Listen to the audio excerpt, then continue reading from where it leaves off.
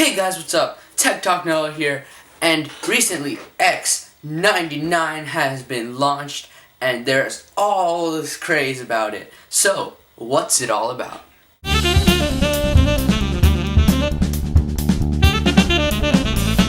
So if you haven't heard, Intel has released their new X99 chipset, and it has a whole host of new features that are just like super exciting and are just amazing. So if you haven't heard about those or you want to learn about those, I would recommend that you go check out some other YouTubers, popular hardware YouTubers like Linus Tech Tips or Paul's Hardware, whatever floats your boat. Anyway, so today I'm going to be talking about what I am looking forward to in X99. So while the highest chipsets like the i7-5960X and the i7-5930K have been getting all this hype, what I am really interested in is the 5820K. It comes in at around $380, somewhere around there, so it's pretty cheap. And what you get is you get 6 hyper-threading cores, so up to 12 threads, 6 cores, 12 threads of performance, 28 PCIe lanes, which is more than you get from the regular Haswell, and not as much as you get with those two higher end chips which have 40 PCIe lanes. I think that 28 is good enough for what I'm willing to do with my computer, if I could build a computer right now. So this is a really high price to performance ratio as you think about it, because no other CPU at this price range has this many cores, threads, PCI lanes. The Haswell chip, the 4790K, has 4 cores, 8 threads, and 16 PCIe lanes. So for only $80 more, that's $300. The Haswell and the Haswell-E is $380. For $80 more, you get a whole bundle of different options. At this current moment, if I could build my very own X99 system today, I would probably go for a 5820K, which is pretty good for me, what I would need, more than probably I would ever need it for. And I would go with the new NVIDIA GTX 970, not sure which model, probably a Gigabyte WindForce cooler.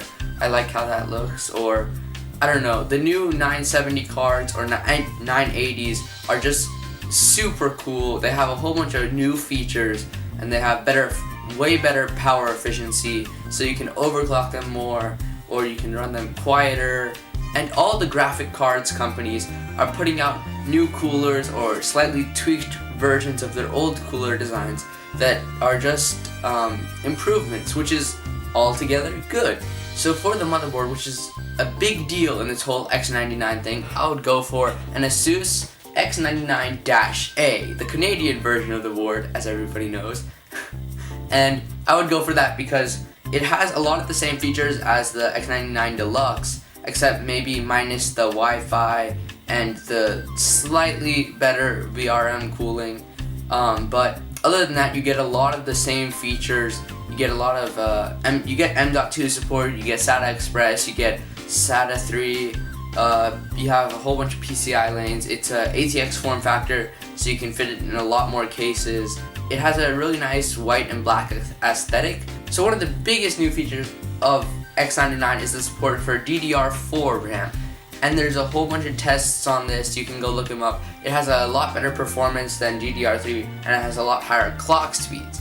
Now the problem with DDR4 right now is it's super expensive because it's brand new, as any new hardware would be.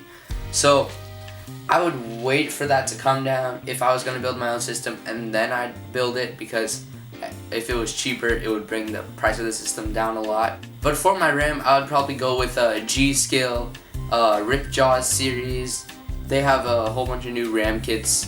I'd probably go for either 16 or 32 gigabytes, depending on what the prices are, like I said. And yeah, that should be enough for most of the things I would do. So 16 or 32 gigabytes is what I'm going for of G-Skill DDR4 RAM. I'd probably also go for a Cooler Master Neptune 280L, because right now it's one of the top performing all-in-one liquid coolers that you can get, so that would be good for me. And then I'd also go with probably Samsung 850 Pro SSD, because It's just a solid, reliable, super fast SSD, one of the best you can get right now. I'd get a regular hard drive for storing all my files in, so everything I could do, I just put it in there. Don't worry about running out of room on my SSD, keep that nice and clear. As for the case, I'd probably go for an NZXT H440. In my opinion, it's one of the best looking cases that there is right now, even with all the new cases. Or I might be tempted to go for like a Fantex, Entho, Lux, or Pro, or whatever their models are called, because those have a lot of features for the price. But yeah, I think I'd probably stick with the NZXT H440 because it suits me. The WindForce cooler from Gigabyte also has like a bluish and black design, so that could kind of fit. The Cooler Master all-in-one loop has a white emblem on it, so white and black is where I'm going here, and I think this would be a pretty sick build. If I could build my very own system today, I'd go for about a 5820K, which is roughly $380 at the time of this video, and a ASUS X99-A motherboard. It's around $270 right now, but it should drop to like $250 pretty soon, hopefully. I'd go for G-Skills Ripjaws 4 maybe, or G-Skills Ripjaws, just regular Ripjaws, not the 4. DDR4 memory at either 2133 or 2400, because you can overclock the 2133 to that frequency anyway. And that will probably go for like $300. Need to check on the price of that though. For cooler, I would go for a Cooler Master Neptune 280L. It's one of the best CPU coolers, like I said, and I think that's like $100, somewhere around there. So that's cool.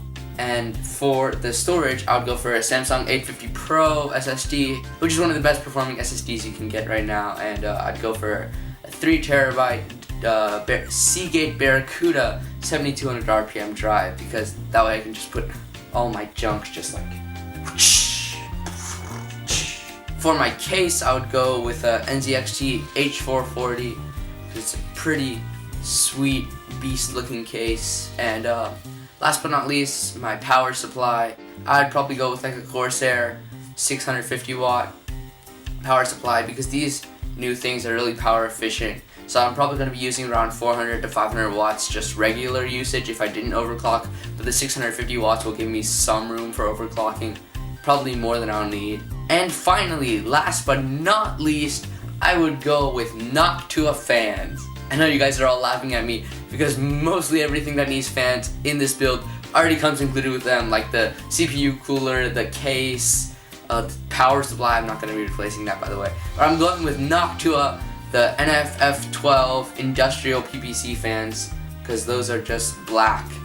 And I'll also be going with the Noctua NFA 14 140mm fans for the CPU cooler and the exhaust of the case, because those are 140mm, so I'd use 140mm fans there, and the front of the case is 120mm, so I would use 120mm fans there. So I'm super excited for all this stuff to come together. Hopefully DDR4 will come down in price, and a few other parts of this will come down in price. And if I forgot to mention anything, I'll have a PC part picker link that will be frequently updated, as it will be like my build that I'm probably going to do sometime. I'll keep that in the description, the link to that right there. So I hope you guys enjoyed this video. I hope you guys like the whole me discussing my feelings and what I want to do with my life in this video. And if you liked it, make sure to leave a thumbs up and tell me why you liked it. If you didn't like it, leave a thumbs down, tell me why you didn't like it, and make sure to subscribe because it helps me out a lot. See you guys next time on Tech Talk Noah. Peace.